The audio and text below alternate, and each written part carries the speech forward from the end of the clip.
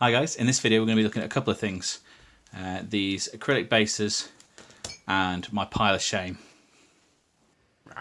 Scruffy Crow.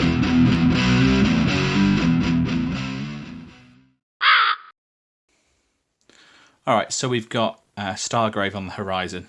So I had to dig around in my sci-fi miniatures. And I've got a number of options. I've got some scavengers that I picked up fairly recently. Sort of all wearing sort of scruffy, sort of mostly sort of 20th century type clothes. They've got a cool post-apocalyptic look to them. These are from cobblestone castings. And because they're cobblestone, they mix quite well in with these old sort of post-apocalyptic minis I've got as well that are currently sold by EM4. I've got a few more of these on the way, so there'll be a video about them. So depending on how post-apocalyptic I can get away with, I already have quite a few sort of painted sort of scavenger and sort of mutant miniatures, including some from Hassle-Free and from sort of Warlord's old Judge Dredd line that I could go to. Also, depending on the sort of themes of the new game, I've got quite a few metal Escher Necromunda models that one day need some paint on them. I've not got the full set, unfortunately, but I do have more enough to build a reasonable gang, I think. I've also got one or two pieces from the Rogue Stars range, just because I really like this sculpt mostly. But there is a third type of sort of modern or sci-fi miniatures that I have collected over the years. I've picked a bunch of these up at Salute, and I've also just thrown them on here and there with other orders. So we have, this is probably my favourite one, and he would be my leader. This is an old War Doctor from Heresy Miniatures, sadly discontinued, but awesome. And to back him up, here is a girl from Crooked Dice, who I'll be calling Bad Wolf. Which I said, as you can see, I've started painting some on, but not got very far. And following that theme, just a lot of sort of personality look-alike miniatures from sort of slightly more out there stuff. We've got Elvis from Hassle-Free and Queen Victoria from Wargames Illustrated. And my idea was to sort of build for either zombie games or any other kind of games a sort of time-travelling band. So we've got this Space Cowboy, Captain maybe. We've got another model from from Heresy, sorry, to follow my Doctor around. Toby from the Halo Jones comics. That's from Foundry, I believe. We've got another Cobblestone model, and I've forgotten her name, but the last from Underworld anyway.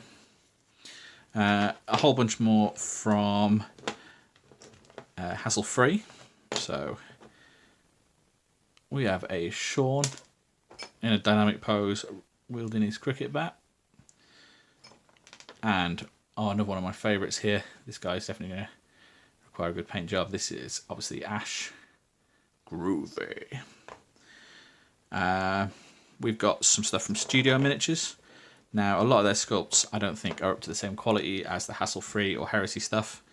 But there's a few that I've particularly enjoyed, including this Mexican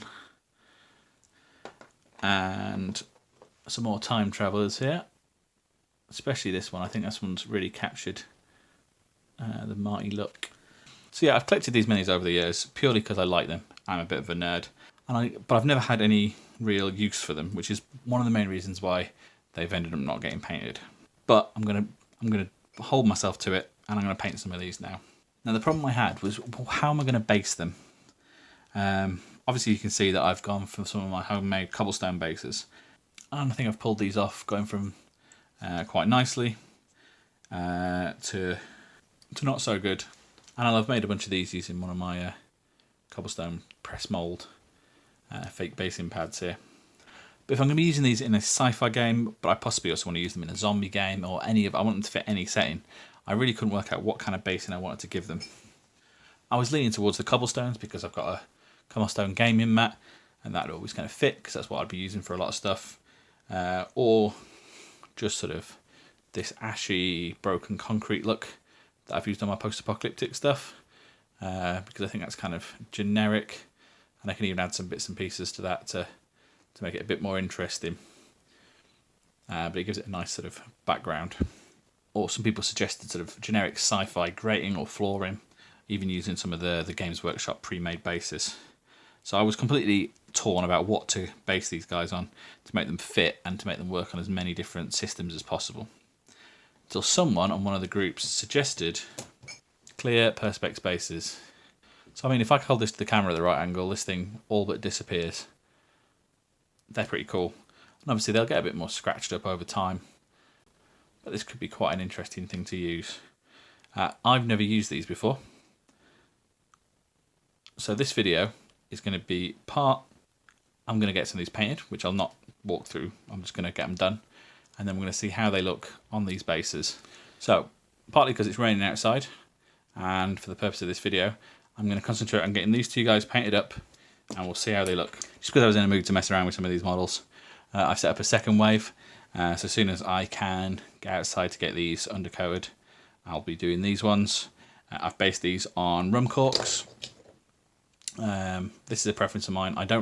I usually paint on the base like this, so this is a bit of a new experience for me painting on these, but I prefer painting on these ones with the wooden lip at the bottom if I can. I sculpt on these big chunky ones like this. I've clearly painted on this one at some point, but I prefer to paint on these ones. And then I've even sorted out a third wave here, so that'd leave me with 10 models all together when I've done them, which may or may not give me the basis of a good Stargrave warband, but it will use up all the bases on one of these sheets. Okay, so I've been painting. This model was an absolute nightmare to paint. I think I've got her coming out fairly well. Her hair's a bit flat. Certainly not my best work, but very tricky. But a very tricky model to paint. Certainly not Oldhammer style. I have knocked out a K9 I'm fairly happy with though, and Toby, both looking cool, and of course the Doctor. As you can see, I've been having a good old experiment with these clear bases. Now one thing about them is that this one has fogged up instantly the moment I have picked it up. But a quick wipe down shows that no, it is still clear as ever. And then I've put a bit too much glue on this back foot. We've got fogging, not as bad as the fogging I've got on this guy's little flying stand. I know he doesn't fly very often, or really at all on for the main part, but I wanted him to sort of be doing a little hover for this, because I just think I look better on his little base. So I'll show you how I've been doing it. Said with Rose here. So the first one of these I popped out of here, I just popped it out with my fingers, and it did chip a little bit at the edge. So what I've been doing is just hitting my knife. This is very brittle, so you just need to cut down.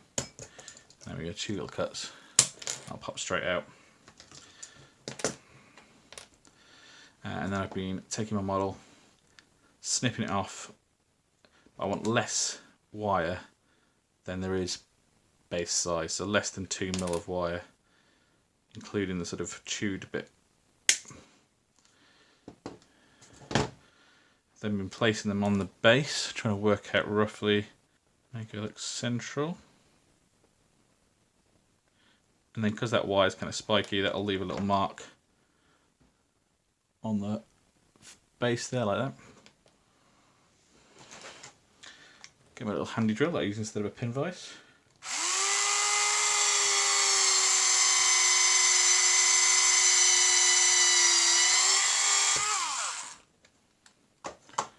There you have it.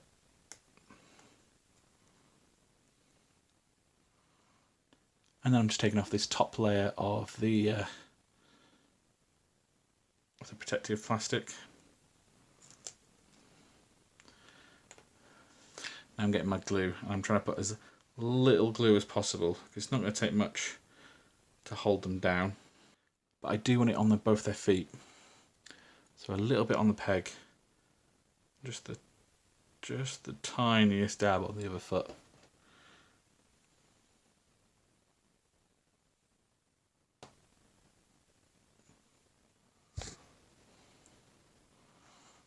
And there we go. As is the whole point of the video, this is the first time I've used these clear bases. And I do think they look pretty cool actually. That we can pick up the details of my cutting mat through there. Or if they were on a cobbled street, you can, the base just blends straight in. So when I've got these on a battle mat, I think that's going to look fine. If they went to this mysterious desert, same thing, these bases just do disappear into the bottom, which kind of means they are perfect for pretty much all situations. So I'll definitely continue with them. I think the trick is just going to be such minimal amounts of glue so we don't get that fogging. If anyone knows any tips for getting rid of the fogging, please let me know. And now I've got this motley crew finished. As I said, hopefully I'll have a purpose for these guys in Stargrave. And as I said before, they'll be backed up by this funky cast of characters.